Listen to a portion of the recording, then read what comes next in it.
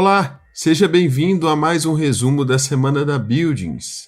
Eu sou Jean Santos, hoje é dia 19 de novembro e eu vou trazer para você as principais notícias do mercado imobiliário corporativo. Lembrando que essas notícias estão disponíveis no portal da revista Buildings e também nas principais plataformas de streaming. E se você está assistindo pelo YouTube, os links das matérias estão na descrição do vídeo. Então vamos para a nossa primeira notícia que foi publicada na Época Negócios. Escritórios do futuro serão espaços de convivência, diz diretora de ESG da XP Inc. Com o avanço da vacinação contra a Covid-19 e a redução nos números de mortes infectados pela doença, algumas empresas decidiram retornar às atividades presenciais. Em comparação ao ambiente de trabalho antes da pandemia, as diferenças vão desde o uso de máscaras até o distanciamento social. Mas não para por aí. Algumas companhias têm adotado um novo posicionamento, já pensando no futuro. É o caso da XP Inc., uma das primeiras a adotar o Anywhere Office, escritório em qualquer lugar, como modelo permanente. Segundo Marta Pinheiro, diretora de Cultura e ESG, isso permitiu abrir o leque de oportunidades e contratar talentos de outros estados e até no exterior, enriquecendo a cultura da empresa. Atualmente, 45% dos funcionários estão fora da cidade de São Paulo. Antes da pandemia, 98% moravam na capital. A atual sede da gestora de investimentos, na Avenida Brigadeiro Faria Lima, virou um destino eventual e opcional para os funcionários. Segundo Marta, abre aspas, o trabalho presencial agora é sobre team building, sobre encontrar a equipe ou conversar com um cliente pessoalmente. É um espaço de convivência, fecha aspas.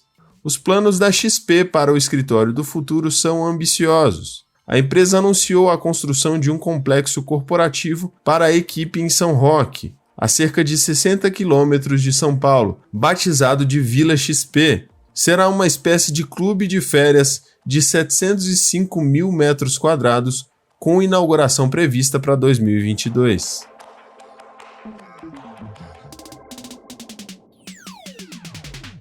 A nossa próxima notícia foi publicada no Valor Econômico. Roche vai retornar em novo endereço. A Roche, farmacêutica com 1.000 funcionários no Brasil, começa a planejar o retorno dos funcionários aos escritórios em 2022. A ideia é manter 70% do quadro na empresa diariamente, com o restante do time atuando de forma alternada, de acordo com as necessidades dos empregados e chefias. A volta ao expediente presencial marcará 2 novidades na companhia. A mudança para um novo endereço na Chácara Santo Antônio, bairro de São Paulo, e a reorganização das equipes em times multidisciplinares mais colaborativos. O novo escritório, de 5 andares, será um ponto de cocriação entre funcionários e unidades, marcando o início de uma nova era na empresa, disse Henrique Vailate, diretor de Pessoas e Cultura da Roche Brasil. A troca de sede é considerada um marco para o retorno dos funcionários depois do arrefecimento da pandemia, depois de décadas de trabalho no bairro do Jaguaré, onde as 3 áreas, farma, diagnóstica e diabetes, da multinacional suíça, funcionavam em prédios diferentes. A Roche também conta com uma fábrica no Rio de Janeiro, centros de distribuição em Anápolis, Goiás e Itajaí, Santa Catarina, e unidade de reparos em Itapevi, São Paulo. No escritório não haverá mais mesas fixas para os funcionários, que poderão escolher os pontos de trabalho de acordo com a atividade do dia ou a necessidade de estar perto de um colega envolvido em um mesmo projeto. Outra mudança no radar é a revisão dos espaços colaborativos, divididos em quiet zones para quem precisa trabalhar em silêncio, medium zones, que são ambientes comunitários, e open space, dedicado à interação entre as áreas.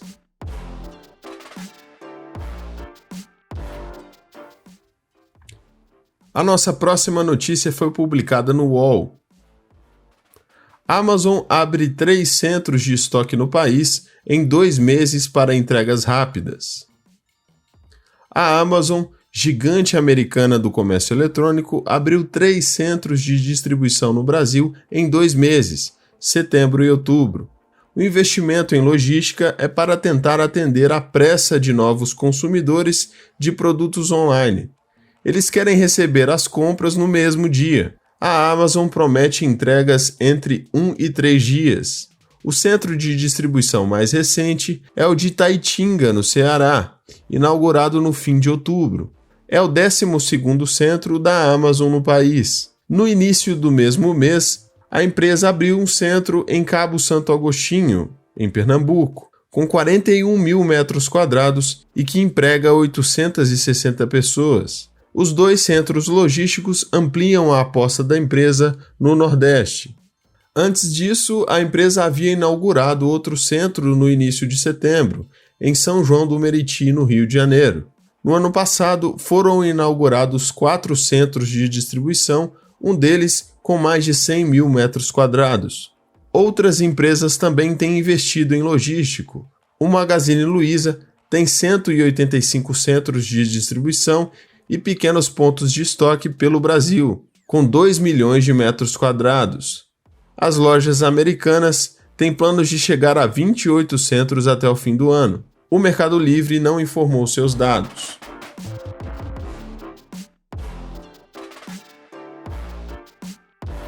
A nossa próxima notícia foi publicada na CNN Brasil. Funcionários e executivos divergem sobre o retorno ao trabalho presencial.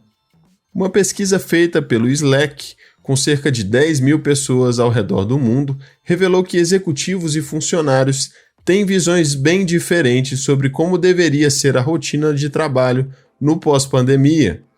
Cerca de 70% dos executivos gostariam de voltar à rotina presencial, mas o cenário é diferente do lado dos funcionários.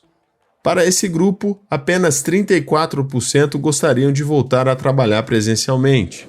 Segundo a analista de economia da CNN, Priscila Yazbek, um dos pontos levantados pela pesquisa para justificar esse comportamento é que os executivos gostam de ter seus escritórios e o status de estarem em salas separadas. Além disso, eles acreditam que os funcionários aprendem mais com a convivência com os colegas de trabalho. O terceiro ponto é mais subjetivo e está ligado ao fato de os executivos serem de uma geração mais velha, que alcançou sucesso indo ao escritório. De acordo com Thaís Herédia, também analista de economia da CNN, pesquisas semelhantes realizadas no Brasil mostram um cenário bem diferente.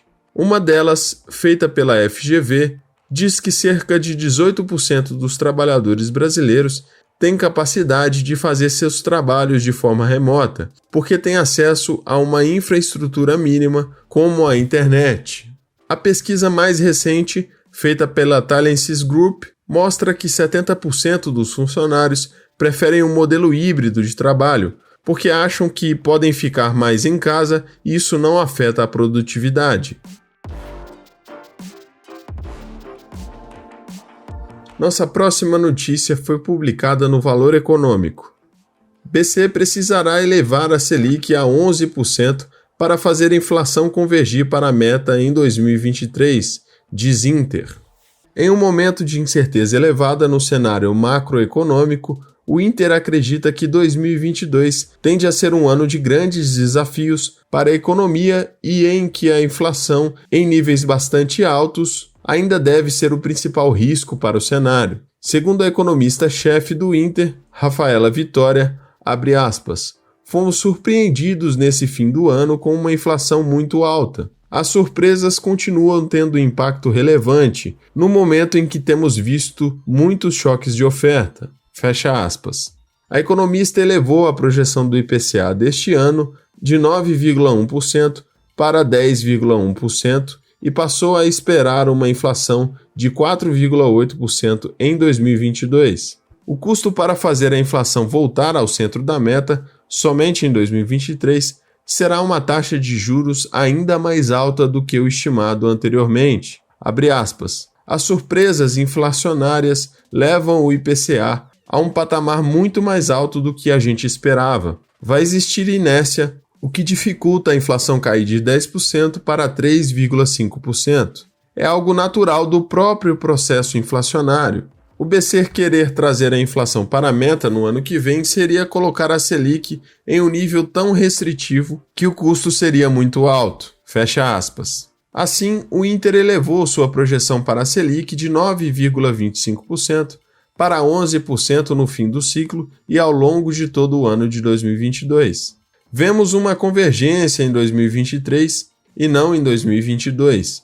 Será um processo mais lento do que a gente esperava. A inflação vai estar acima da meta, mas em processo de convergência, diante de uma política monetária mais restritiva e de uma economia mais estagnada. A mensagem de que vai convergir é positiva, mas vamos ter um custo alto para a economia, avalia. O Inter espera que o PIB do próximo ano tenha como resultado um crescimento de 0,5%. Antes de terminar, eu te convido para conferir os artigos e outros conteúdos publicados na revista Buildings e também o nosso canal no YouTube. Nessa semana, publicamos uma matéria sobre as alternativas encontradas pelo mercado logístico com o avanço do e-commerce. Além disso, realizamos na última quarta-feira a 9ª edição do Buildings Exclusive. O evento contou com a participação de 230 pessoas, entre elas empresários do setor imobiliário de escritórios, condomínios logísticos, fundos imobiliários e muito mais. Foi um encontro muito especial em que trocamos ideias e experiências a partir dos números do fechamento do terceiro trimestre deste ano, além das análises dos 2 últimos anos de pandemia que fizemos e das perspectivas para 2022 nos setores de edifícios de escritórios e condomínios logísticos. Você pode conferir a cobertura completa do evento no portal da revista Buildings. Eu sou Jean Santos, vou ficando por aqui te desejando um excelente final de semana e nós nos vemos na sexta-feira que vem. Um abraço e até lá!